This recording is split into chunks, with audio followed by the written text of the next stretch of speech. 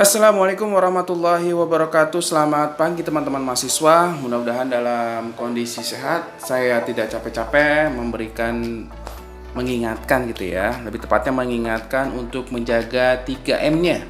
Memakai masker, menjaga jarak, dan juga jangan lupa mencuci tangan. Mudah-mudahan COVID-19 ini cepat berlalu ya. Kayaknya udah mulai kangen banget yang namanya beraktivitas secara bersama-sama gitu ya, tanpa ada atribut apapun yang kita gunakan. Itu ya salah satu bentuknya. Pertemuan kelima berbicara tentang sanksi dan juga delik pers. Nah, itu adalah materi yang akan kita bicarakan di pertemuan kelima. Sebelumnya kita review dulu materi pengertian delik pers minggu lalu, yaitu adalah delik adalah perbuatan yang dianggap tindak pidana, perbuatan yang dapat dijaring dalam pasal tindak pidana. Jadi nanti akan dijelaskan beberapa materi tentang minggu lalu ya. Mudah-mudahan teman-teman bisa mengerjakan, mudah-mudahan ada bukunya bisa dipelajari secara lengkap, tidak hanya mengandalkan dari materi yang ada di YouTube ini. Salah satu bentuknya kayak gitu ya.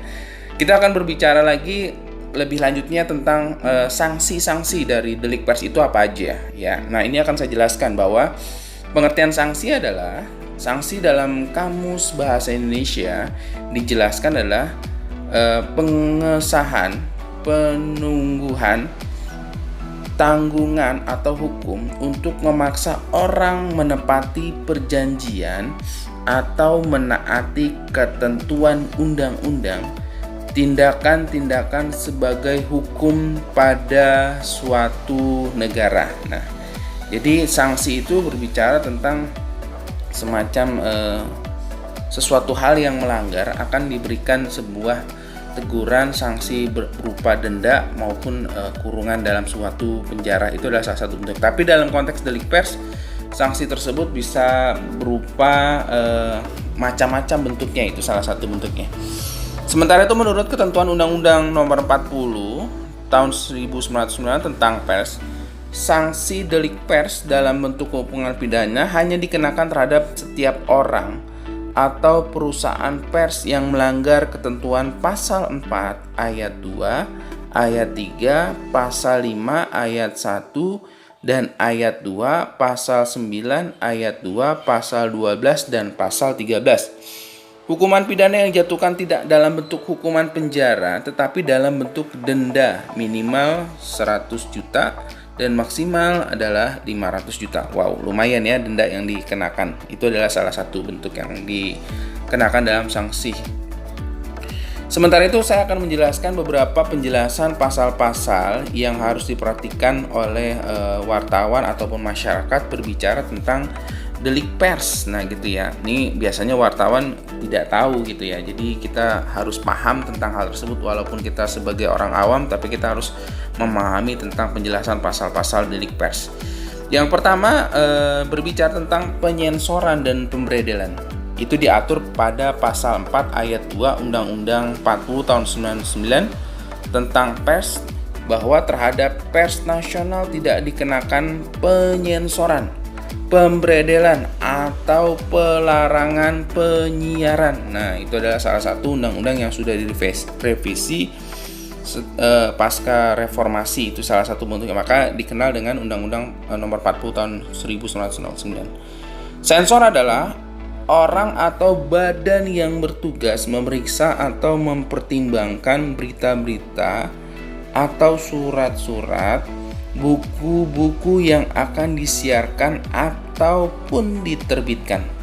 Contoh dari kegiatan sensor menurut pasal yang tadi kita jelaskan sebelumnya adalah misalnya adanya filter untuk acara televisi gitu ya, atau melakukan sensor terhadap film-film asing ya. Apa yang disebut dengan filter untuk acara televisi?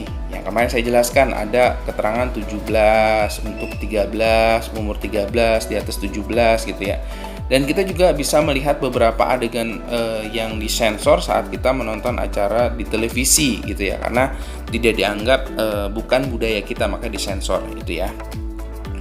Yang berikutnya adalah saya akan berbicara tentang pasal mencari dan menyebarluaskan informasi.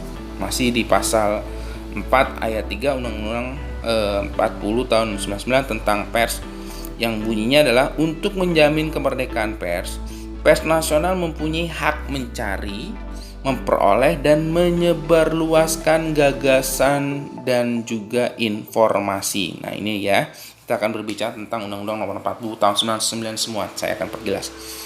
Bahwa dijelaskan kita secara gamblang bahwa kemerdekaan pers secara eksternal merujuk pada kebebasan yang dimiliki institusi media untuk meliput ataupun tidak meliput suatu peristiwa. Itu hak dari media tersebut.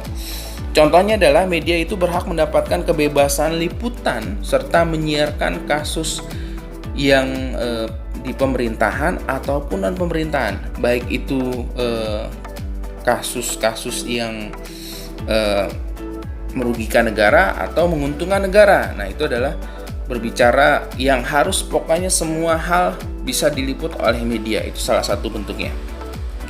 Sementara itu, pasal berikutnya adalah pasal norma agama dan asas praduga tak bersalah, diatur pada pasal 5 ayat 1 Undang-Undang Nomor 40 tahun 1999 tentang pers, bahwa pers nasional berkewajiban memberitakan peristiwa dan opini dengan mengamati norma-norma agama dan rasa kesusilaan masyarakat serta asas praduga tak bersalah. Nah, ini ada berbicara tentang pasal tadi ya, pasal yang ketiga yang kita bahas di Undang-Undang Nomor 40 tahun 1999. Maksudnya adalah bahwa opini peristiwa dan opini yang diberitakan selain harus dinyatakan layak menurut kaidah jurnalistik dan tidak boleh bertentangan dengan yang namanya kaidah sosiologis masyarakat setempat. Nah, ini ada contohnya. Pemberitaan artis, ada yang artis mau memberikan sebuah informasi kasus perceraiannya, dan ada artis yang menutup rapat informasi keluarganya karena dianggap sebagai privasi keluarga. Yang baru-baru ini mungkin kasusnya keluarga dari si Bams, vokalis Samson ya terjadi kisruh gitu ya. Orang tuanya kalau nggak salah gitu ya, saya tidak memperhatikan, tapi itu yang tadi baru saya terdengar, baru terlintas dalam pikiran saya, akhirnya saya membuat contoh tersebut ya. Itu adalah salah satu bentuknya, berbicara tentang sebuah kaidah-kaidah sesuai dengan jurnalistik dan juga sosiologis masyarakat setempat. Yang berikutnya ada pers melayani hak jawab yang diatur pada pasal 5 ayat 2 Undang-Undang Nomor 40 tentang pers, yang bunyinya tentang bahwa pers memiliki atau wajib melayani hak jawab. Nah, gitu ya. Hak jawab tersebut adalah biasanya terjadi di baik itu media cetak maupun media elektronik seperti televisi yang salah menampilkan sebuah gambar, atau di media cetak ada kesalahan dalam penulisan nama dan juga gelar dan juga tempat. Penjelasannya adalah dalam proses pembuatan pemberitaan cetak seringkali terjadi persoalan salah sebut nama, tempat kejadian gitu ya, kedudukan, jabatan, itu sering salah.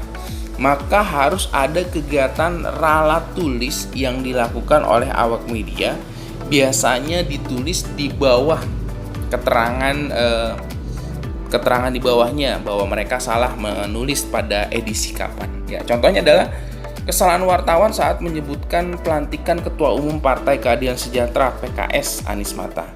Padahal PKS itu menyebutkan kalau nggak salah namanya bukan Ketua Umum tapi adalah Presiden Partai. Nah itu ya, jadi Presiden Partai Keadilan Sejahtera itu salah satu bentuknya.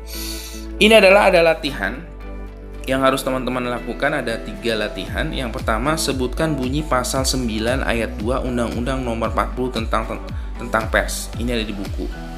Yang kedua, sebutkan bunyi pasal 12 Undang-Undang Nomor 40/99 tentang pers ya. Terus yang ketiga, berikan contoh kasus kedua pasal tersebut. Kalau nggak ada buku, bisa searching ya. Ini sebagai bahan tambahan buat teman-teman yang kira-kira ya harus membaca gitu. Itu salah satu bentuknya ya. Mudah-mudahan teman-teman bisa mengerjakannya dengan baik gitu ya, dengan semangat gitu ya. Mungkin itu aja. Jangan lupa, masih saya ingatkan lagi 3M-nya. 3M itu menjaga jarak, memakai masker, dan juga mencuci tangan. Karena apa? Biar tadi saya katakan sekali lagi, biar COVID-19 ini cepat berlalu dari Indonesia. Itu salah satu bentuknya ya. Mungkin itu aja teman-teman. Jangan lupa dikerjakan tugasnya tepat waktu ya. Itu aja. Terima kasih. Selamat pagi. Assalamualaikum warahmatullahi wabarakatuh.